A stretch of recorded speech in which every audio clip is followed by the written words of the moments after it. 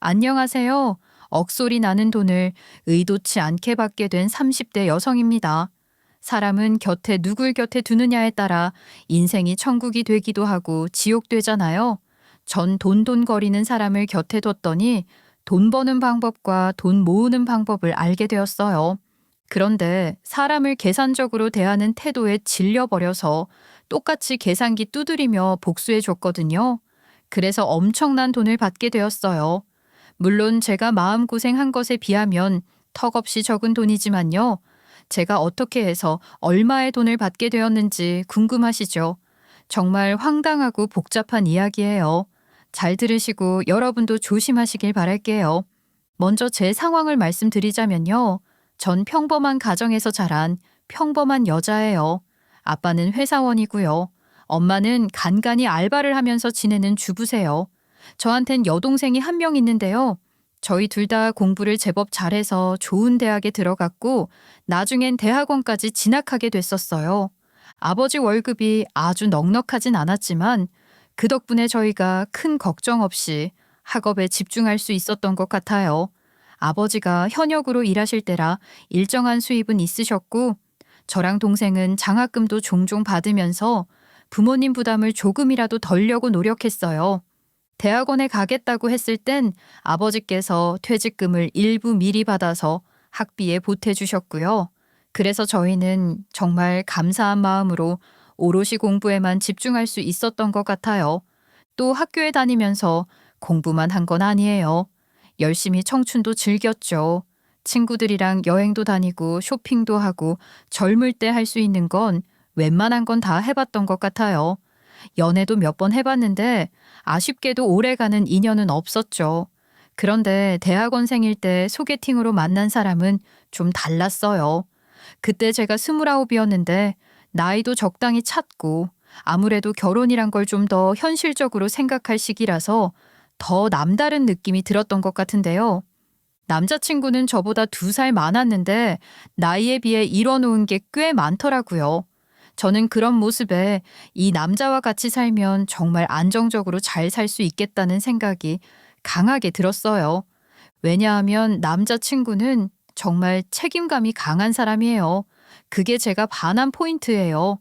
남자친구는 어릴 적에 아버지가 돌아가셨고 어머니 혼자 남자친구와 여동생을 키우셨대요. 그런데 일을 안 하던 사람이 갑자기 일을 하니 얼마나 힘드셨겠어요. 몸이 상할 만도요. 결국 어머니까지 아프셔서 알아 누우셨고요. 그래서 일을 못하자 극심한 생활고에 처하게 되었다고 합니다.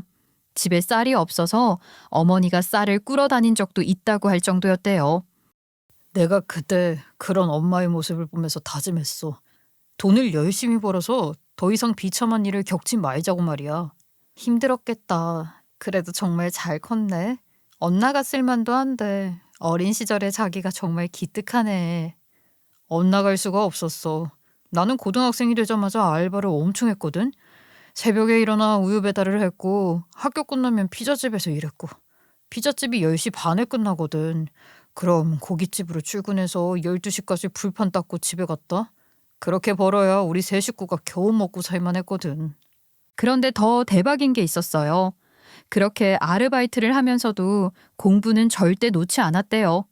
결국엔 서울에 있는 4년제 대학에 합격했죠. 거기에 그때 남자친구는 지방에 살았었는데 대학에 붙고 서울로 올라와서는 밤낮 안 가리고 또 아르바이트를 했대요.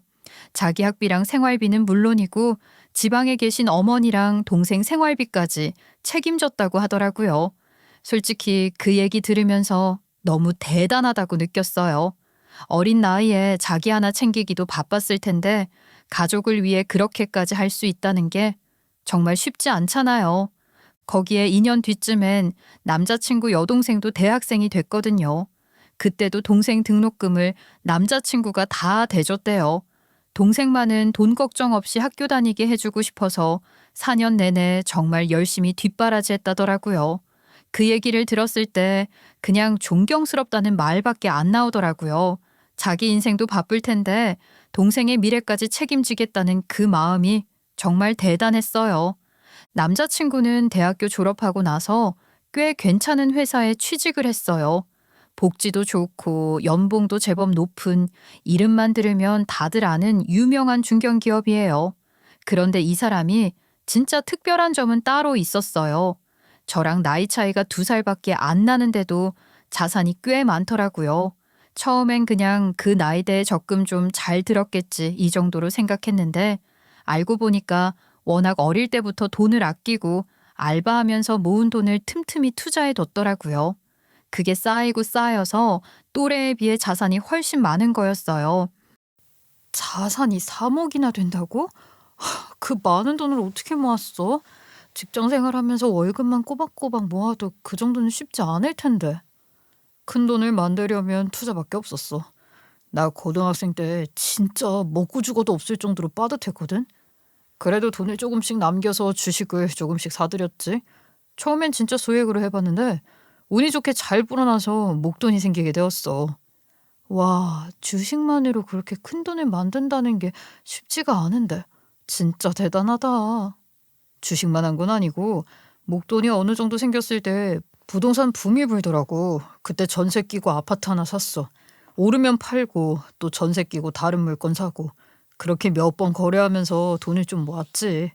그래서 지금 현금은 별로 없고 대부분 주식이랑 부동산에 묶여 있어. 제 남자친구 정말 대단하지 않아요? 저라면 그렇게 힘든 상황에서 많이 흔들리고 자포자기할 것 같은데 가족과 자신을 지켜야 된다는 책임감 하나로 묵묵히 걸어온 삶은 정말 진심으로 존경스럽다는 말밖에 안 나왔어요. 누가 봐도 힘들었을 시절인데 그럴 때면 오히려 의기소침해지기 마련이잖아요.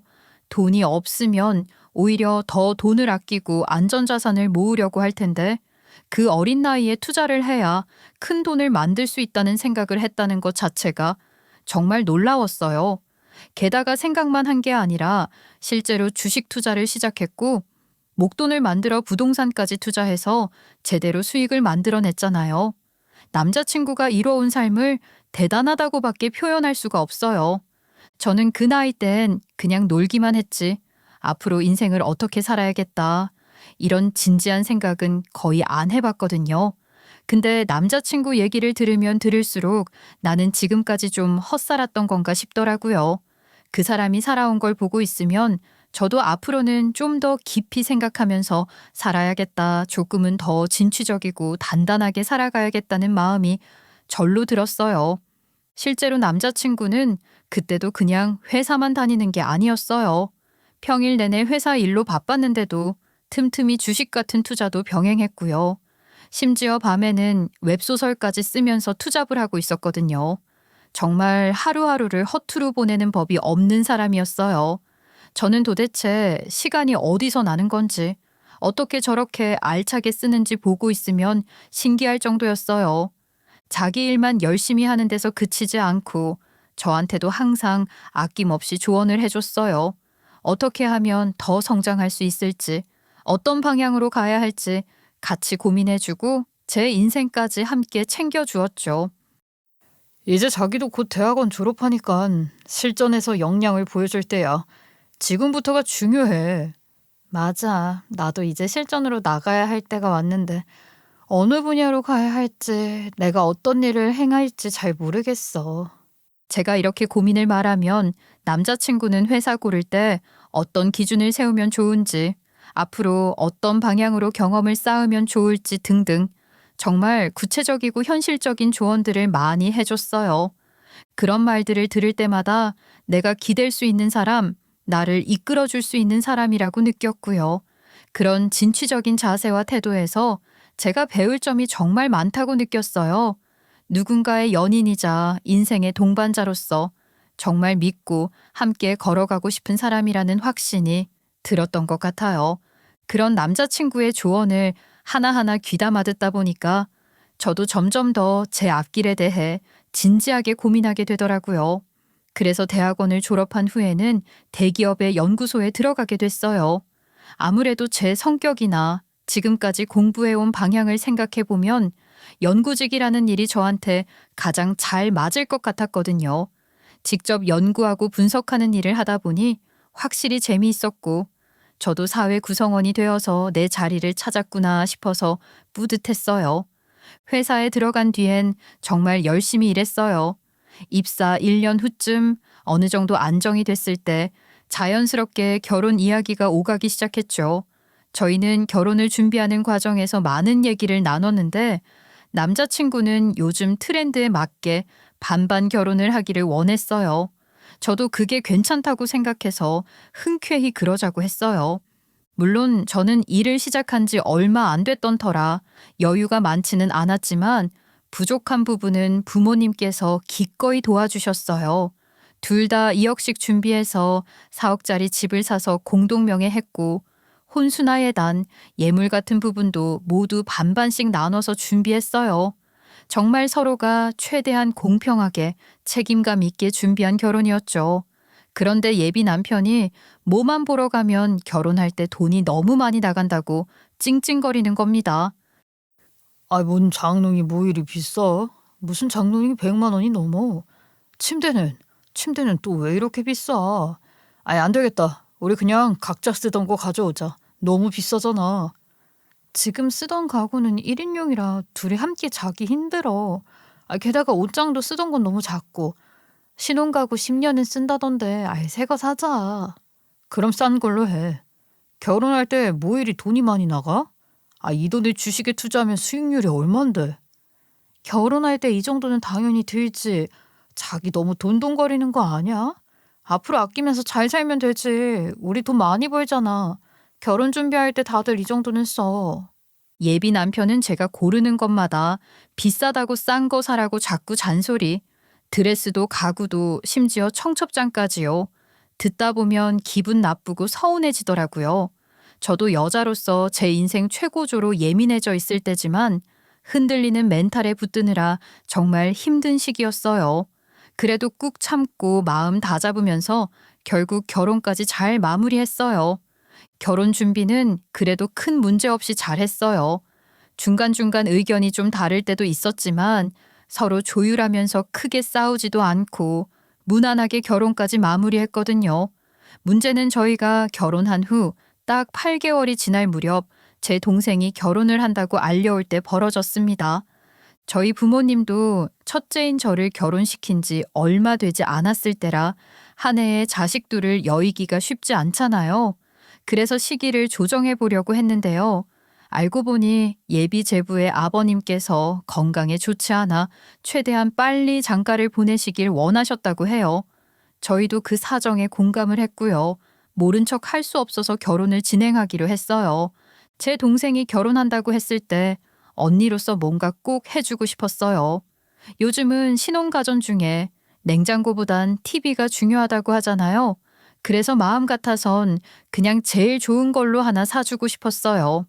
저도 이제 사회생활한 지 2년 넘었고 동생도 자기 나름대로 돈을 모아두긴 했지만 그래도 먼저 결혼한 언니고 손윗사람인데 그 정도 선물은 충분히 할 수 있다고 생각했거든요. 그런데 제가 남편한테 동생 결혼 선물로 TV 하나 좋은 걸로 사주고 싶다고 했더니 반대는 안 하는데 아주 호들갑을 떠는 거예요. 뭐? 최신 TV? 그 비싼 걸 해준다고? 그거 사주면 우리 모은 돈 다 없어질 것 같은데. 그래도 내 동생이 나 결혼할 때 축의금 100만 원이나 줬잖아. 그거 우리가 결혼 자금 보태 쓰기도 했고. 언니가 돼서 똑같이 100만 원만 주면 좀 그렇잖아. 그냥 조금만 더 보태서 보기 좋게 TV 하나 해주자. 그게 더 의미도 있고. 진짜. TV 사주면 우리 손가락 빨아야겠다. 반찬도 못 먹어. 간장에 밥이나 비벼 먹고 살아야지 뭐. 차라리 굴비를 걸어놓고 냄새만 맡을까? 간장도 아낄 겸. 회사에서는 컵라면만 먹어야겠다. 에휴. 제가 동생한테 결혼 선물로 TV를 사준다고 하자 과하게 불만을 표출했어요. 저희가 돈이 없는 것도 아니에요. 저희는 처음부터 반반 결혼했잖아요. 결혼 이후에도 각자 수입은 각자 관리하고 생활비 같은 공통 지출은 생활비 통장에 일정 금액씩 넣어서 그걸로 썼어요. 그리고 앞으로를 생각해서 같이 모으는 돈은 또 따로 공동 명의의 적금 통장에 넣어서 함께 관리해 왔고요. 그래서 남편도 저도 서로 얼마 있는지 다 아는데 동생 결혼 선물 사주면 돈이 다 없어진다고 저러는 거예요. 처음에는 왜 그러냐고 웃으면서 넘겼는데요. 한두 번이 아니라 하도 자주 말해서 저도 점점 짜증이 나기 시작했어요. 이 주제로 부부싸움도 크고 작게 여러 번 일어났어요. 나 지하철역에서 버스 안 타고 걸어왔잖아. 20분 걸으니까 한겨울인데 땀이 난다. 그래서 찬물로 샤워하려고. 보일러 값도 아끼고 좋네. 처제 TV 선물해주고 돈 아낀다고 참 고생이다. 그치? 자기도 앞으로 버스 타지 말고 걸어와서 찬물 샤워해. 변기도 2번 싸고 물 내리고. 자기야, 적당히 해. 지하철에서 내려서 버스 타면 환승되는데 그걸 왜 안 타고 와서 나한테 이래? 찬물로 샤워하고 싶으면 샤워해. 우리가 그 정도로 어렵진 않은데 왜 이렇게 시비야. 내 동생 결혼 선물 사주기 싫으면 싫다고 말을 해. 내가 뭐라고 했다고 그래. 선물해 주느라 우리 계획에 차질이 생긴 건 맞잖아. 이거라도 아끼자는 말인데 왜 말을 곱깝게 받아들여? 뭐? 곱깝게 받아들이냐고? 지금 이런 말 하는 게 한두 번이야? 내가 화 안 나게 생겼어? 처음 얘기했을 때부터 손가락을 빨겠다, 뭐 굴비를 달아놓겠다, 점심은 컵라면 먹어야겠다, 찬물 샤워해야 된다고 당신이 말했어, 안 했어? 내 동생한테 선물하기 아까워 죽겠다는 듯이 말하는데 싫으면 싫다고 말을 해. 그거 되게 뭐라고 하네? 선물을 적당한 걸로 해주면 되지. 무슨 TV씩이나 해준다고 이 난리냐. 아니 그럼 동생이 나 결혼할 때 100 줬는데 현이 사람으로서 똑같이 100만 원 주냐? 당신이라면 자기 동생한테 그럴 수 있어? 됐어. 알았으니까 TV야 얼른 사줘. 그까지 TV 내가 사주고 말지. 얼른 사주고 끝내자. 그럼 TV는 내가 모은 돈으로 사줄 테니까 당신은 별도로 줄 현금 챙겨줘. 그럼 됐지? 뭐? 뭔 또 돈을 주냐? 나 돈 없어. 그럴 현금 있으면 내가 투자를 했지. 5만 원만 있어도 20만 원을 벌 수 있는데. 그거 적당히 해. 다른 사람도 아니고 가족이야. 내가 어디 지나가는 사람 축의금 주니? 손이 사람으로서 쓸 땐 좀 쓰자. 당신이 가지고 있는 개인 돈으로 내. 알았지? 남편과는 말이 안 통했어요. 말싸움 끝에 제 동생 결혼식 전날까지 돈을 왜 또 주냐고 궁시렁 대더니 얼마를 봉투에 넣어서 준비를 했더라고요. 끝까지 얼마인지는 안 말해줬는데요. 결혼식이 끝나고 그 금액을 알게 되었어요. 세상에 그 인간이 제 동생 결혼에 3만 원 낸 것 있죠. 결혼식 끝나고 저희 아빠한테 물어봐서 알게 되었어요. 이 경우 없는 사람을 어떻게 해요? 정말 최악이라 생각했어요. 제가 저희 부모님과 전화 통화하면서 길길이 날뛰니까 이런 걸로 남편과 싸우지 말라고 그냥 잊으라고 저를 다독여줬어요. 오히려 제 남편이 이런 면이 있기 때문에 그렇게 많은 재산을 모은 게 아니겠냐고 좋게 봐주시려고 하셨고 포장해 주셨죠. 동생도 신혼여행 가서 부모님께 연락드렸다가 들었다면서 저에게 톡으로 괜찮다고 말했어요. 속으로는 울화가 치밀었지만 부모님도 동생도 괜히 싸우지 말라고 말하니 남편에게 축의금과 관련해서는 단 한마디도 꺼내지 않고 그냥 넘어갔습니다. 남편이 어릴 때부터 형편이 어려워서 그런가 돈을 모아야 한다는 강박 같은 게 있는 사람인가 싶었어요. 그래서 동생 축의금 문제도 그냥 넘기려고 애썼죠. 그런데 진짜 서운한 건 자기 여동생한텐 그렇게 잘하더라고요. 아가씨가 지방에서 간호대 다니다가 서울로 취업이 되면서 올라오게 됐거든요. 그때가 딱 제 동생 결혼 직후였어요. 아마 본인도 제 동생한테 3만 원 낸 거 민망했던지 갑자기 저한테 살살 기는 거예요. 자기 동생 집 구할 때까지만 저희 신혼집에서 살아도 되냐고요. 이래서 사람은 평소에 덕을 쌓아야 되는 거예요. 막상 자기도 이런 일이 생기니까 민망해지잖아요. 아가씨가 갈 곳이 없다는데 제가 어떻게 모른 척 하겠어요. 그래서 그러라고 했죠. 제가 아가씨 온 이후로 매일 아가씨 밥 챙겨주고 그 병원은 도시락 싸가야 한다길래 새벽마다 도시락도 싸주고 빨래며 청소며 정말 살뜰히 챙겼어요. 얼마 후에 오피스텔 구해서 아가씨가 나가게 되었는데요. 그때 남편도 시어머니도 자기 딸 보듬어줘서 고맙다고 그러더라고요. 제가 그때 한마디 했어요. 시누이도 제 동생이라 생각하고 당연히 살핀 거라고요. 그런데요. 제가 그렇게 아가씨를 정성껏 챙기고 보살펴줬는데 남편은 저한테는 그런 마음을 전혀 안 보여주더라고요. 제 동생 부부가 신혼을 빌라에서 시작했는데 신축이긴 했지만 알고 보니 하자가 너무 많았어요. 비가 오니까 천장에서 물이 새고 옥상 방수가 제대로 안 돼 있었던 거예요. 방마다 비가 새서 집안이 엉망이 되고 집주인은 고쳐주겠다고 하긴 했는데 공사하는 동안에는 도저히 거기서 생활을 할 수 없는 상황이었죠. 두 사람 다 출근해야 하는데 친정집은 직장에서 너무 멀고 그래서 제가 남편한테 동생네 부부 당분간 저희 집에 와 있어도 되냐고 조심스럽게 물어봤어요. 그런데 남편 반응이 딱 봐도 떨떠름한 거예요. 싫은 티를 확 내는 거예요. 그런데 자기 여동생도 우리 집에서 지낸 적이 있으니까 딱히 반대는 못 하겠는지 마지못해 허락은 하더라고요. 저는 아가씨한테 얼마나 잘해줬나요? 같이 사는 동안 밥도 다 챙겨주고 도시락도 싸주고 빨래 청소까지 진짜 살뜰히 돌봤잖아요. 그러면 제 동생이 와 있을 때 그 정도는 아니더라도 친절하게 대해주고 편하게 지낼 수 있게끔 해줘야 되는 게 당연한 것 아닌가요? 그런데 제 동생 부부한테 남편이 눈치를 얼마나 주는지 몰라요. 말로는 아무 말 안 해도요. 그런데 불편하다는 표정, 같이 있기 싫은 기분을 팍팍 풍기는데 제 동생도 사람인데 그걸 왜 모르겠어요. 결국엔 이틀 만에 짐 챙기더니 조용히 그러더라고요. 언니, 우리 그냥 우리 집에 가서 살게. 그러는 게 나을 것 같아. 그동안 신경 써줘서 고마워. 아니, 왜 집에 간다고 하는 거야? 더 있어도 돼. 너 거기서 어떻게 살려고 해? 공사도 안 끝났을 텐데. 아니, 형부 눈치 보여서 못 있겠어. 그냥 마음 편하게 우리 집으로 가서 지낼게. 진짜 속상했어요. 그 좁고 물 새는 집보다 더 불편하고 눈치 보이는 곳이 언니 집이라는 게 제 동생이 말은 안 해도 얼마나 불편했을지 얼마나 눈치 봤을지 다 느껴졌거든요.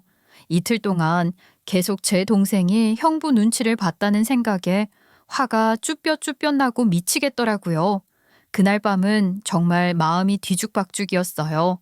동생한테 미안한 마음, 남편한테 서운하고 답답한 마음이 뒤섞였죠. 남편한테 따지자니 또 분명히 자기는 그러지 않았다. 예민하게 굴지 말라고 할 게 뻔해서 괜히 불필요하게 싸움만 날까봐 입을 꾹 다물었습니다. 그렇게 저는 감정을 조절하면서 조용히 결혼 생활을 이어가고 있었어요. 여전히 마음 한구석은 복잡했지만 억지로라도 마음을 다잡으려고 했죠. 남편은 진취적인 사람이잖아요. 회사 일도 열심히 하고 자기 개발에도 항상 최선을 다하고요. 틈틈이 투자도 하면서 불로소득도 잘 만들어내더라고요. 그런 부분은 진심으로 대단하다고 생각했어요. 저도 회사 일 열심히 하며 지냈는데요. 그렇게 몇 개월이 흘렀을까요? 아무 일도 안 일어나고 마음이 고요해졌을 때 갑자기 아가씨가 남자친구와 찾아와서 결혼하겠다고 하더라고요. 상대는 의사였고요. 같은 병원에서 일한다고 하더라고요. 오빠, 새언니, 나 남자친구랑 결혼하려고. 우리끼리는 3개월 뒤에 하기로 마음을 정했어. 뭐? 결혼? 갑자기 결혼이라니. 너 취업한 지 얼마 되지도 않았잖아. 둘이 언제부터 사귄 건데? 병원에서 일하다가 만났어. 사귄 지는 얼마 안 됐지만. 오빠, 기간이 중요한 게 아니잖아. 마음이 더 중요하지. 우리 둘 다 서로 진심 있고 결혼하기로 약속했어. 그리고 사실은 뱃속에 아기도 있어. 뭐? 임신을 했다고? 아이, 네가 어쩌다가 임신까지 하게 된 거야? 야, 너 진짜 왜 그래? 아가씨 입에서는 다 폭탄 같은 말만 나오더라고요. 결혼도 충분히 놀랄 만한 소식인데 임신이라니요. 순간 저도 멍해졌는데 남편은 그날 완전히 무너졌어요. 말은 안 해도 얼마나 속이 복잡했는지 결국엔 눈물까지 흘리더라고요. 속상하다면서 한참을 말없이 앉아 있었어요. 그래도 애가 생겼으니 결혼은 빨리 진행해야 하잖아요. 이미 벌어진 일이고 시간이 없으니까 어쩔 수 없었던 거죠. 그래서 아가씨의 결혼은 정말 속전속결로 진행됐어요. 식장 잡고 날짜 정하고 예물 예단까지 하나하나 숨 돌릴 틈도 없이 척척 진행되더라고요. 그런데 말이에요. 아가씨가 직장 생활한 지 1년도 채 안 됐잖아요.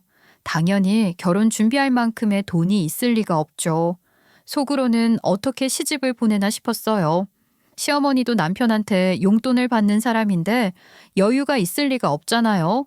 결국 남편이 아가씨 시집을 보낼 것 같은데 그때 제 동생 결혼할 때가 떠오르더라고요. 제가 TV 하나 사주겠다고 하니까 그렇게 난리치던 사람인데 자기 여동생 결혼할 때는 어떻게 하나 싶더라고요. 그래서 저는 가만히 지켜보기로 했어요. 그런데요, 이상하게 아가씨가 결혼한다고 말한 시점부터 남편이 계속 제 눈치를 보기 시작하는 거예요. 말도 조심스럽게 하고 괜히 잘해주려는 듯한 어설픈 행동도 보이고요. 제가 담당한 집안일도 다 자기가 미리 해놓고요. 아가씨 결혼 준비에 대해 물어보면 그냥 둘이 알아서 잘 하고 있던데? 라면서 말을 줄이더라고요. 그래서 딱 감이 오더라고요. 뭔가 꿍꿍이가 있다는 걸요. 그리고 얼마 후 왜 내 눈치를 본 건지 알게 되었죠. 하루는 제가 아가씨를 만나서 결혼 준비 어떻게 돼가고 있는지 물어도 보고 병원에 진료를 받아야 한다고 해서 같이 가기로 했어요. 그래서 만났는데요. 아가씨가 또 놀랄 만한 소리를 하더라고요. 언니 정말 고마워요. 예단 혼술 다 오빠가 해줘서 고마운 마음뿐인데 집까지 해주시고 저희 정말 잘 살게요. 네? 예단 혼수에 집까지요? 아니, 저는 처음 듣는 소리인데 아가씨 그게 다 무슨 소리예요? 어머, 언니 모르셨어요? 제가 이렇게 많이 해주면 언니한테 혼나는 거 아니냐고 물었더니 오빠가 다 안다고 했는데요. 오빠가 저 예단이랑 혼수 살 때 쓰라고 돈 줬고요. 어제 저희 부동산 계약하고 왔어요. 다 오빠가 해줬고요. 오빠가 언니한테 말했다고 하던데 모르셨어요? 저는 그날 집에 돌아와 남편한테 따져 물었어요. 남편과 제가 결혼 후에 함께 모은 적금이 있었는데요. 그 돈을 아파트에 투자를 해 이득을 본 게 있었어요. 전세를 끼고 샀고 현금은 5천만 원만 필요해서 사놓았거든요. 그런데 그 물건이 재건축 이슈가 나오면서 2억 이상 뛴 거예요. 저희도 너무 기뻐서 그건 그대로 놔두고 나중에 재건축되면 그 집에 들어가서 실거주를 하나에 만에 하는 얘기도 나눴는데 그걸 팔고 차익을 챙겼고 자기가 총각 때 가지고 있던 1억을 보태서 자기 여동생한테 3억짜리 집을 사준 거였습니다. 자기 여동생 결혼한다고 결혼 자금 모조리 보태준 것도 황당한데 3억짜리 집까지 사준 건 너무하지 않아요? 그 돈에 저희 공동 적금에서 생긴 차익도 들어가 있었고 그걸로 저희 미래를 준비하자고 했던 거였는데 그걸 제 허락도 없이 상의 한마디도 없이 자기 마음대로 털어넣어서 동생 집을 사줬다. 진짜 너무하더라고요. 아니, 어떻게 나한테 단 한마디 상의도 없이 이럴 수가 있어? 내가 남이야? 우리 부부잖아. 같이 모은 돈이고 같이 미래를 그리자고 만든 적금이었는데 어떻게 이렇게 큰 결정을 나 몰래 혼자 해? 아니, 그게 아니라 당신한테 말하면 괜히 안 좋은 소리 들을 것 같아서 말 못했어. 미안해. 내 동생 가뜩이나 의사 집안에 임신해서 결혼하는데 몸 팔아서 결혼했냐는 말 듣게 하고 싶지 않았어. 그래서 잘 챙겨서 시집 보내고 싶었어. 그래, 해주고 싶은 마음까지 뭐라고 안 해. 나라도 당연히 그랬을 거야. 근데 이렇게 해주겠다고 나랑 상의는 했어야지. 그게 부부잖아. 말 한마디는 했어야지. 말해봤자 뭐가 달라져? 당신도 하라고 했겠지. 결국엔 똑같이 했을 텐데 굳이 얘기할 필요가 있나? 달라지는 게 왜 없어? 내 기분이 달라지지? 그리고 나 좀 서운하다. 내 동생 결혼할 땐 TV 하나 사주는 것도 간장에 뭐 밥 비벼 먹어야 된다고 난리치던 사람이 자기 여동생 시집 간다고 예단에 혼수에 3억짜리 집까지? 당신 좀 너무한 거 아니야? 아이씨, 또 그 얘기야. 그땐 상황이 다르잖아. 당신 동생 결혼할 땐 우리 돈도 빠듯했고 지금은 투자해서 여유 좀 생겼으니까 한 거지. 빠듯하긴 뭐가 빠듯해. 그땐 내 돈으로 TV 샀고 당신 돈으로 축의금 내라는 건데 당신은 그때마다 돈 아깝다고 그 돈으로 주식 사면 2배 된다고 간장에 밥 비벼 먹자고 비아냥거리기 바빴잖아. 내가 이래서 말하기가 싫었어. 난 그냥 각자 처한 상황이나 능력 그런 수준에 맞게 한 거라고. 처제는 형편이 괜찮잖아. 내 동생은 도와줄 사람 한 명도 없고 갑작스러운 결혼에 애까지 있으니까 당연히 좀 더 도와줄 수 있는 거 아니야? 각자 상황과 수준에 맞게 한 건데 그게 그렇게까지 잘못됐다고 생각하냐? 뭐? 각자? 수준? 그게 지금 입에서 나올 말이야? 그러니까 당신은 당신 동생만 아깝다는 거잖아. 그때 정이 뚝 떨어졌어요. 자기와 자기 가족밖에 모르는 사람 같이 느껴졌어요. 저는 가족이 아니죠. 그 순간 처음으로 이혼이라는 단어가 머릿속에 스쳐 지나갔어요. 그래서 그냥 친구한테 푸념처럼 털어놨죠. 제 친구가 변호사인데 제 얘기 듣고 부부는 언제든 이혼할 수도 있다는 마음으로 살아야 한다고 재산이라도 잘 분리해 놓으라고 하더라고요. 그 말에 정신이 번쩍 들었어요. 그래서 집에 와서 하나씩 확인해 보기 시작했죠. 통장, 투자 내역, 그리고 등기부 등본까지 확인했어요.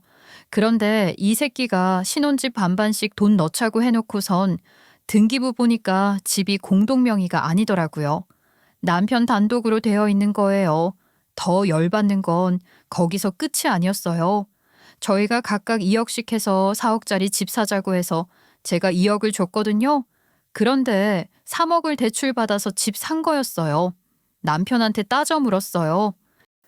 우리 반반 결혼하자고 해서 내가 당신한테 2억 줬잖아. 그런데 이게 뭐야? 명의도 대출도 다 설명해봐. 사실은 내가 그때 투자해둔 게 있었거든. 그걸 깨면 손해가 너무 커서 어쩔 수 없이 대출을 받은 거야. 원래는 자기한테 받은 돈은 그대로 집 사는 데에 넣으려고 했는데 때마침 좋은 투자처가 있어서 1억도 그쪽에 넣었어. 그래도 대출금은 내가 내 돈으로 꼬박꼬박 잘 내고 있고 아무 문제 될 게 없어. 무슨 문제가 없어. 집 명의가 당신 혼자라는 게 문제고 내가 낸 2억 중에 1억을 말도 없이 투자한 것도 문제인데 재산 은희 기자 나한테 사기친 거야. 대체 어떻게 이럴 수가 있어? 아니 뭘 또 그렇게까지 화를 내냐. 아니 내가 내 능력으로 돈을 더 많이 벌어오는 게 좋은 거 아니야? 결과적으로 잘 된 거잖아. 그 투자 성공했잖아. 그래서 지금 그 투자 수익까지 합쳐서 당신 여동생 결혼도 시켜주고 3억짜리 집도 사준 거 아니야? 결국 내 돈 1억이 거기 들어간 거잖아. 나 기분 나빠서 아가씨한테 그 집 못 해주겠어. 용납이 안 돼. 이미 계약 다 했어. 이 집 빼면은 손해가 막심하다고. 그리고 솔직히 나는 그냥 우리 수준에 맞게 해준 거야. 내가 돈 좀 모아둔 게 죄야? 오빠 노릇 제대로 하겠다는데 그 정도 힘도 못 써? 이 일을 어떻게 풀어야 할까 고민하면서 남편과 냉전을 갖고 있었어요. 계속 제가 당하는 것만 같아서 열불이 나더라고요. 남편이랑 냉전 중이던 그때 시어머니한테 전화가 왔어요. 아무것도 모르시고 딸 시집 잘 보내줘서 고맙다고 하시더라고요. 제가 우리 집에 들어온 게 복덩이라면서 동네 사람들도 며느리 하나 잘 들어와서 집안이 화목해졌다고 부러워한대요. 그러면서 시누이 결혼하고 나서 얼마 후에 어머님 생신이거든요. 그 해가 어머님이 칠순이었는데 어머님이 자신의 칠순 생일을 많이 기대하는 거예요. 이참에 잔치도 해볼까 하신다면서 저보고 기대해도 되냐고 묻는데 정말 할 말을 잃었어요. 남편한테도 전화했는지 자기 엄마 칠순 어떻게 할 거냐고 묻더라고요. 너 혼자 하라고 했죠. 아니 열받잖아요. 지 동생 지가 알아서 시집 다 보냈는데 왜 지 엄마 칠순을 저랑 상의를 해요. 지 혼자 하지. 제가 계속 틱틱거리자 또 다시 각자 수준에 맞게 한 건데 자꾸 이러지 말라더라고요. 자기가 돈을 줄 테니깐 예약 좀 해달라고요. 그때 속으로 그래? 그럼 니네 엄마 칠순도 수준 맞춰 해줄게 하며 저는 저만의 계획을 세우게 되었습니다. 아가씨는 무사히 결혼식을 올렸어요. 예식장 분위기도 좋았고 하객들도 많았고 겉보기엔 정말 아무 문제 없이 잘 마무리된 하루였죠. 남편이 저보기 민망했는지 어머님과 친척분들에게 아가씨 결혼은 다 제가 리드해서 했다고 말해놨더라고요. 예단과 혼수, 집까지 제가 다 아가씨를 위해 해줬다고 말해놓은 탓에 그날 남편 쪽 친척분들은 하나같이 절 칭찬을 하시더라고요. 우리 새아가 들어와서 이 집이 화목해진 것 같아. 어쩜 시누이를 그렇게 시집을 잘 보냈어? 며느리 노릇 잘했네 잘했어. 시누이 결혼 이렇게 잘 시키기 쉽지 않은데. 아니 네가 이 집의 복덩이다. 자네 들어오고 집이 확 살아. 저는 그저 웃으며 인사를 드렸지만 마음속에는 부하가 치밀었죠. 아무리 칭찬을 듣고 있지만 제가 원해서 한 것도 아니고 엄연히 차별적인 결과물이라 화가 났었어요. 하지만 그 사정 다 말 못하죠. 제 마음속으로만 느끼고 있을 뿐이니까요. 그리고는 다들 떠나기 전엔 칠순 잔치 얘기를 꺼내셨어요. 시누이 결혼도 이렇게 잘해줬는데 시어머니 칠순잔치는 얼마나 잘해낼까. 아유 내가 다 기대가 되네. 요새 칠순잔치 화려하게 하는 집은 연예인 사회자도 부르고 가수도 부른다며. 너도 그런 사람들 다 부를 거냐? 그때 시어머니가 말을 가로막고 말렸는데요. 그거는 말리는 것이 아니었어요. 아유 다들 왜 그러세요? 우리 세아가 부담스럽게. 세아가 나는 아무것도 필요 없어. 그냥 가족끼리 밥만 먹으면 돼.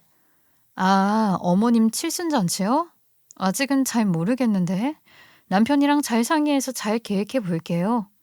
어머머 나 벌써부터 기대가 된다. 결혼식은 얘네들 잔치지만 칠수는 또 우리들 잔치잖아. 나 기대하고 있을게. 조카 며느리야 또 보자. 시어머니는 표정은 담담했지만 속으로는 기대가 커지신 게 느껴졌어요. 잔치 얘기만 나와도 목소리에 힘이 실리고 자꾸 날짜가 언제쯤 좋을지 뭘 입을지 은근히 물어보시곤 하셨어요. 남편한테도 말을 하셨는지 며칠 뒤 남편이 어머님 칠순 관련해서 얘기를 하자고 하더라고요. 봉투 하나를 제 손에 쥐어주면서 말이에요. 동생 결혼식 잘 치르게 해줘서 고마워. 내가 부족한 점이 많아서 미안하고. 그래서 다 당신이 해줬다고 친척분들한테 말한 거야. 당신 귀 세워주려고. 지난 일은 있고 어머니 칠순은 잘 치르자. 내가 회사 일로 출장도 많고 바빠서 그러는데 당신이 알아서 준비해 줄 수 있어? 당신이랑 상의 없이 또 내 마음대로 하면 당신 또 기분 안 좋을 거 아니야. 당신이 그냥 알아서 준비하는 게 좋을 것 같아. 해줄 수 있어? 나 혼자 준비하라고? 정말이지? 온전히 다 나한테 맡기는 거지? 나중에 딴소리하기 없기다. 대신에 언제 어디에 예약했는지 정도는 나한테 알려줘. 나도 엄마한테 할 말은 있어야 되잖아. 알았지? 속이 없는 건지 머리가 없는 건지 전 이해가 되지 않더라고요. 자기 동생 그렇게 초호화 결혼시키고 모든 걸 제 공으로 돌리면 다 될 거라고 생각했나 봐요. 남편이라는 사람이 저를 어떻게 대하는지, 제 가족은 얼마나 무시했는지 그동안 쌓이고 쌓인 일들을 다 겪고 나니 제가 좋은 마음으로 어머님 칠순 잔치를 준비할 이유가 없더라고요. 솔직히 그때 저는 이미 남편한테 정이 뚝 떨어졌어요. 말 한마디 섞기도 싫을 정도였죠. 아무리 생각해도 이 사람하고는 더 이상 인생을 함께 나누고 싶지 않을 상황이었는데 그런데도 지 가족만 챙기는 게 꼴보기 싫었어요. 제 감정에 대해서 묻지도 않고 그냥 번지르르하게 말을 포장하면 이 순간을 모면하면 괜찮을 거라고 생각했나 봐요. 가족이라면서 지 가족만 챙기고 저는 그냥 조용히 따라오기만 하면 된다고 생각하는 그 태도, 모든 게 그의 기준에서만 움직이는 그 사고방식에 진저리가 났어요. 겉으론 아무렇지 않은 척 넘겼지만 그 순간 저는 속으로 완전히 마음의 문을 닫아버렸어요. 그런 와중에 어머님 칠순 잔치를 계획하는 일이 자연스럽게 제 몫이 됐어요. 어떻게 해야 하나 고민하고 있었는데 남편이 또 어이없는 태도를 보였죠. 자기 입으로는 저보고 알아보라고 해놓고선 본인이 뷔페며 사회자며 답례품까지 이것저것 알아보고 오더라고요. 그러더니 자기가 다 얘기해놨다고 결제해달라고 하는 거예요. 왜냐면 잔치 예산으로 준 돈이 제 손에 있으니까요. 저는 그냥 알았다고 했어요. 더 말하면 또 피곤해지고 어차피 제 안에서는 이미 선이 그어진 상태였거든요. 며칠 뒤 어머님한테서 전화가 왔어요. 목소리부터 완전 들떠 있더라고요. 우리 아들한테 얘기 다 들었어. 그 뷔페 예약했다며? 거기 밥 맛있다고 소문났던데. 잘했다 잘했어. 사회자도 그 사람 괜찮더라. 나 아는 사람도 봤는데 재밌게 잘하더라고. 어머님, 혹시 친지분들에게 연락 다 돌리셨어요? 날짜랑 시간 뭐 그런 거 다 공지하셨고요? 당연하지. 다들 그날만 기다리고 있어. 아들이 그날 입고 올 옷도 하나 사 입으라고 얘 돈도 보내줘서 오늘 백화점도 갔다 왔다. 새아가야 정말 고마워. 고마워. 어머님은 이번 칠순잔치에 정말 잔뜩 기대를 하시는 눈치였어요. 친척들한테 연락도 다 돌리시고 잔치날 뭐 입을지 설레하시더라고요. 근데요, 저는 자꾸 이번 잔치에 쓰이는 돈은 과연 어디서 나온 돈일까? 어머님께 옷 사입으라고 드린 그 돈은 어디서 난 돈일까? 계속 그런 생각이 맴돌았어요. 이 인간이 저를 이렇게 만들었어요. 남편은 틈틈이 뭐 빠뜨린 것 없나 체크를 해가며 기분이 아주 좋아 보이는데요. 저는 그 모습을 보면서 이를 갈았습니다. 그리고 칠순날 일단 어머님을 저희 집에 오라고 했어요. 아가씨네 부부도 오라고 했죠. 저희 집 식탁에 5명의 접시를 깔아놓고 삼각김밥에 오렌지 주스를 올려놓았습니다. 어머님이 의아한 듯 묻더군요. 아이 새아가 여기서 욕이라도 하고 가자고 한 거야. 난 안 먹을란다. 가서 뷔페 먹어야지. 이런 거 먹으면 배불러서 못 써. 아니요, 어머님. 일단 칠순 축하드려요. 이 사람이 짠돌이라 절 속이고 돈 횡령하고 그래서 저도 돈이 없어서 어머님 칠순 안 챙기기로 했거든요. 삼각김밥에 오렌지 주스 이렇게 5인분만 사는데도 3만 원이 넘어요. 이 사람이 저희 동생 결혼하는데 3만 원 낸 거 혹시 아세요? 뭐라고? 아니 이게 무슨 소리야? 아들, 얘 새아가가 하는 소리가 이게 다 뭐냐? 당신 이거 뭐 하는 짓이야? 지금 당신 동생 축의금 3만 원 줬다고 나한테 이러는 거야? 엄마 생신날 이렇게 복수하는 거냐고. 맞아. 복수하는 거야. 잘하네. 아가씨 결혼식 잘 치른 거 내공으로 돌리면 다 될 줄 알았어? 내 돈 횡령하고 빼돌리고 다 아가씨한테 퍼줘도 내가 웃으면서 어머님 칠순잔치 잘 치를 줄 알았냐고. 각자 수준에 맞게 하는 거라며. 당신 수준이 딱 이거야. 3만 원. 제 동생 결혼식에 남편이 축의금으로 3만 원 한 것에 시댁 전체가 발칵 뒤집혔습니다. 게다가 전화도 빗발쳤지요. 오기로 한 손님들이 왜 약속 장소가 여기가 아니냐고 어머님께 전화 오고 난리였어요. 새아가 혹시 거기 예약도 안 한 거야 너? 지금 친척들이랑 내 친구들이 여기 아니냐고 묻는데 아유 이게 다 뭐야? 당신 예약도 안 했어? 네 친구 아니야? 세상에 어떻게 이럴 수가 있어? 당신 진짜 너무한다. 당연한 거 아니야? 내가 기분 좋게 어머님 칠순잔치 계획하고 있을 줄 알았어? 내가 너무해? 넌 나 가지고 무슨 짓을 벌였는데? 네 동생만 소중하고 내 동생은 우리 엄마한테 갈비라도 한 번 산 적 있어? 어디서 초와 칠순잔치를 벌여? 무슨 돈으로? 아니 이 돈이면 네가 주식으로 수익을 얼마나 낼 수 있다고 했어 안 했어? 어디 엿먹어봐. 그리고 당신이 한 만행이 이것뿐이 아니지. 저는 어머님과 아가씨 부부한테 그동안 있었던 일에 대해 모두 말했어요. 그동안 제가 확인했던 부동산 명의와 제 돈을 빼돌려서 투자했던 것과 공동자금으로 부동산에 투자했는데 차익을 몰래 빼돌려 아가씨 집 사준 것까지 전부요. 그리고 제 동생 결혼할 땐 축의금 3만 원 주고 TV 하나 사주겠다고 하니까 간장에 밥 비벼 먹자는 소리 했으면서 아가씨 결혼할 땐 제 돈까지 끌어다 쓰면서 예단에 혼수에 3억짜리 집도 해준 것까지 다 말했습니다. 어머님도 아가씨도 눈이 휘둥그레지셨어요. 한동안 말이 없으시더라고요. 그제서야 그동안 무슨 일이 있었는지, 제가 왜 이렇게까지 냉랭했는지 조금은 이해가 되셨나 봐요. 여보, 이거는 신뢰의 문제야. 부부는 신뢰가 첫 번째인데 그 신뢰가 무너졌어. 나 당신하고 더는 못 살아. 당신이 나한테 한 만행들 법적으로 처벌할 거고 이혼도 할 거야. 그러고 나서 저는 조용히 이혼 소장을 꺼내 건넸어요. 어머님은 그 자리에서 바로 울먹이셨어요. 아유 얘 새아가 미안하다. 내가 몰랐어. 한 번만 용서해 주라. 우리가 너무 없이 자라서 애가 돈만 보면은 눈이 뒤집혀서 그래. 미안해. 내가 잘못 키웠어. 앞으로 내가 그러지 말라고 할 테니까 아우 제발 이혼만은 하지 말아줘라. 어머님은 제 손을 잡고 비셨고요. 아가씨도 제 옆으로 다가와 이혼은 말아달라고 울먹이며 말했어요. 근데 정작 남편은요. 그 상황에서도 저한테 사과 한마디 없이 자기 가족들이 저한테 빌고 있는 게 보기 싫었는지 오히려 어머님이랑 아가씨를 말리더라고요. 엄마, 뭐 하는 거야? 엄마가 왜 이 사람한테 빌어? 아, 그런 거 하지 마. 야, 미선이 너도 그만해. 네가 왜 빌어? 그 순간 확실하게 느꼈어요. 아, 이 사람은 지금 이 순간까지도 자기 체면, 자기 가족 자존심밖에 모르는구나. 끝까지 저는 이 집안의 식구가 아니라는 걸 확실히 느끼게 되었습니다. 저도 그걸 보고만 있을 순 없겠더라고요. 그래서 한마디 했죠. 당신 돈 챙기고 너네 가족만 챙기는 거 정말 너무 싫다. 그래, 그럼 당신 가족 챙기면서 잘 살아. 나도 최대한 당신한테 엿먹이기 위해서 노력할 테니까. 전 그날 바로 집을 나왔어요. 더는 그 집에서 그 사람과 한 공간에 숨 쉬는 것도 싫었거든요. 그리고 며칠 뒤 변호사를 만나 이혼 소송을 진행하기 시작했어요. 생각보다 쉽지 않더라고요.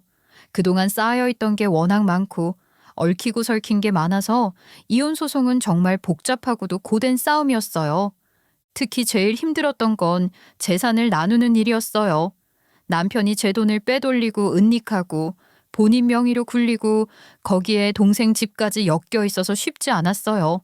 그걸 하나하나 끄집어내고 증명하고 그 사람이 몇 프로의 수익을 냈고 제 기여도는 얼마큼인지 그걸 또 어디에 썼는지를 증빙하는 과정이 진짜 사람을 지치게 하더라고요. 먼저 처음에 분명히 2억씩 내서 신혼집을 사기로 했었죠. 근데 결국엔 제 돈 1억에 남편이 대출 3억을 받아서 그 신혼집을 남편 단독 명의로 했잖아요. 공동 명의는 아니었지만 제가 구매 자금의 절반을 실제로 부담했다는 걸 입증했어요. 카톡 대화, 통장 거래 내역, 그리고 함께 집을 보러 다녔던 내용까지 하나하나 모아서 변호사에게 전달했어요. 그걸 바탕으로 제가 신혼집에 대해 분명한 지분 의사와 기여를 했다는 게 근거가 되었고 결국 법적으로 인정받을 수 있었죠. 그 결과 제 2억은 돌려받을 수 있었어요.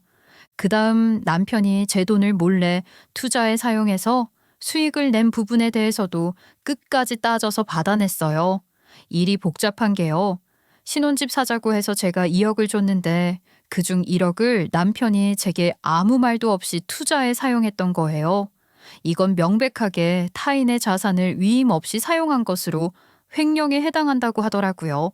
변호사 말로는 이렇게 제 돈을 몰래 굴린 건 은닉이자 위법 행위고 그로 인해 얻은 수익 역시 저의 기여 비율만큼은 제 소유로 인정된대요. 쉽게 말해 제가 원치 않게 투자자가 되어 있었던 거죠.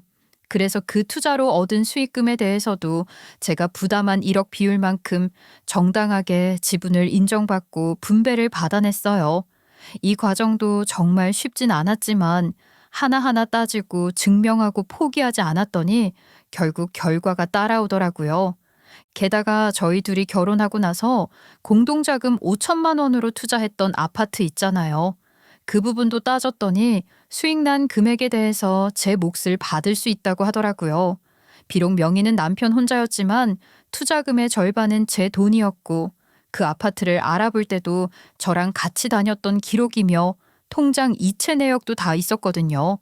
변호사 말로는 공동재산으로 형성된 수익은 기여한 만큼 지분을 인정받는 게 원칙이라서 그 부동산으로 생긴 차익에 대해서도 정확하게 제 지분만큼 챙길 수 있었어요. 하지만 그 돈을 시누이 집 사주는 데에 다 써버려서 부당한 증여가 되었는데요. 시누이 명의로 이미 계약하고 장음까지 치르고 명의 이전까지 끝나서 시누이를 상대로 직접 반환 청구는 현실적으로 어렵더라고요. 그래서 저는 그 남편에게 구상권을 청구하거나 이혼 소송 내에서 재산 분할의 일부로 강하게 요구하려는 계획을 세웠습니다. 남편이 유책 배우자였기 때문에 저한테 당연히 위자료도 지급해야 했어요. 결혼 생활 중 벌인 수많은 일들, 그 중에서도 저를 완전히 무시하고 제 돈까지 몰래 굴린 것, 그게 전부 증거가 있잖아요. 그리고 결정적으로 시누이 집을 사줄 때 제 돈에서 나온 금액이 들어갔다는 점도 분명히 밝혀졌어요. 그건 남편 개인이 쓴 돈이 아니라 공동재산 또는 제 고유의 재산 일부가 부당하게 사용된 거니까 당연히 그 금액도 정산 대상이 됐죠. 그렇게 하나하나 다 따지고 계산하고 나니까요. 결국 제가 받아야 할 금액이 4억이 훌쩍 넘더라고요. 남편이 가지고 있는 돈을 몽땅 털어도 모자란 금액이었죠. 그제서야 남편이 저한테 무릎 꿇고 빌더라고요. 여보, 우리 이혼 안 하면 안 될까? 내가 진짜 잘못했어. 진짜 내가 미쳤었나 봐. 그때는 내가 너무 어리석었고 당신 마음을 생각할 여유도 없었던 것 같아. 앞으로 내가 진짜 잘할게. 한 번만 봐주면 안 될까? 정말 부탁이야. 제발, 어? 됐어. 나 당신한테 5만 정 다 떨어졌어. 더 이상 당신이랑 함께할 마음 1도 없어. 왜? 이제 와서 돈 내놓으려니 죽을 것 같아? 당신이 그토록 중요하게 생각했던 돈, 그리고 당신 가족, 앞으로도 그 둘만 안고 잘 살아봐. 난 이제 당신 인생에서 깔끔하게 꺼져줄 테니까. 저는 결국 이혼했고 남편은 그제야 허둥지둥 주식 팔고 부동산 팔고 어디서 어떻게든 돈 끌어모으더라고요. 근데 그래도 모자랐죠. 지금도 매달 제게 다달이 돈을 보내고 있어요. 법원 명령이니까요. 신혼집도 결국 팔았는데 급하게 내놓는 바람에 시세보다 훨씬 싸게 팔았대요. 손실이 큰데 저한테 집값을 줘야 하니 어디서 또 대출을 받았다고 했고요. 투자는커녕 빚밖에 없어서 지금은 고시원에서 산다고 하더라고요. 돈으로 시작한 사람 결국 돈 때문에 망한 거죠. 시어머니는요.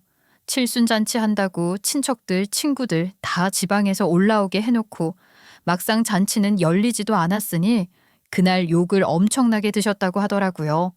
잔치한다고 기대하게 해놓고 사람 망신만 줬다고 친척들한테도 동네 사람들한테도 말이 엄청 나왔대요. 나중에 시어머니가 이런 이야기를 해주며 자신이 아들을 혼내줬다고 저보고 다시 잘 살면 안 되냐고 하는데 어머님께 유감은 없지만 더 이상 그 인간과 함께 살 자신이 없다고 말하며 굿바이 인사를 했습니다. 아가씨는 처음엔 오빠가 집 해줘서 좋았는데 이런 집에서 나온 돈인지 몰랐다며 당황하더라고요. 그 뒤로는 오빠한테 다달이 갚겠다고 했고 결국 두 사람 사이도 점점 소원해졌어요. 저한테 전화 와서 그동안 있었던 일들 몰라서 미안하다고 하더라고요. 맞아요. 몰라서 미안할 때도 있죠. 전 남편 빼고 시누이와 시어머니는 좋았는데 씁쓸한 결말이네요. 저는 이혼하고 회사 다니면서 잘 지내고 있어요. 그런데 동생이 그러더라고요. 처음부터 예전 형부가 좀 별로였는데 제가 너무 좋아하니까 말을 못했다고요. 이렇게 이혼할 줄 알았으면 처음에 좀 말려볼 걸 하고요. 전 지금 사람한테 크게 대여서 쉽게 누굴 만나진 못해요. 하지만 한 가지 분명히 배운 건 있어요. 사람과의 관계에서 가장 중요한 건 신뢰라는 것과 절대로 돈을 쫓는 삶을 살지 말자는 것. 그걸 가슴 깊이 새기고 있어요. 제 전 남편도 느꼈을까요? 제 이야기는 여기까지입니다. 들어주셔서 감사합니다.